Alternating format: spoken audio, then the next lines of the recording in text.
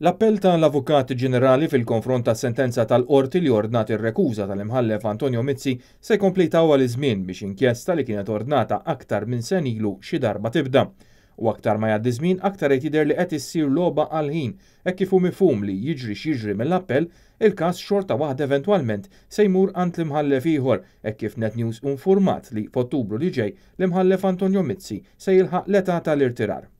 Kien propju aktar minn sena ilu, preċiżament fis-26 ta' Lulju tas-sena li għaddiet, minn meta il-Maġistrat Ian Farrugia fuq talba tad-Deputat Simon Busuttil kien sab li kien hemm biżżejjed provi biex tibda inkjesta kriminali fil-konfront ta' fost oħrajn il-Ministru Konrad Mizzi u Keith Schembri, iċ-Chief of Staff tal-Prim Ministru, dwar jekk inkisru xi liġijiet kontra l-ħasil tal-flus meta fetħu kumpaniji fil-Panama.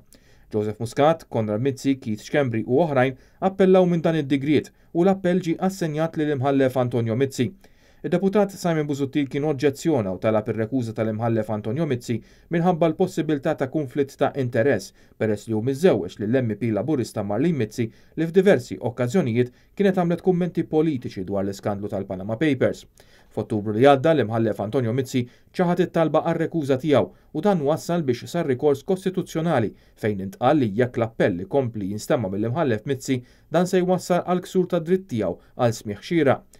Fit-12 ta' Lulju ta' din is-sena, primawla tal-Qorti Ċivili fis-sede kostituzzjonali tagħha ippreseduta mill-imħallef Joseph Zammit McKeon laqet it-talba u ordnat li l-appell ta' Muscat, Mizzi u Schembri jinstema' minn imħallef ieħor.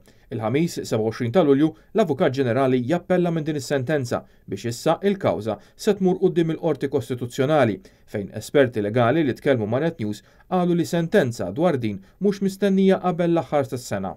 Sarattant f'Ottubru li ġej l-imħallef Antonio Mizzi se jkun laħaq l-età tal-irtirar bil-konsegwenza li se tkun intilfet sena u nofs. U dan biex jinstemma l-appell ta' Joseph Muscat, Keith Schembri u Konrad Mizzi biex titwaqqaf l-inkjesta. Ikun biss wara li jkun deċiż dan l-appell li l-inkjesta li kienet ordnata f'Lulju tas-sena li għaddiet sa fl-aħħar tkun tista' tibda tinstema'.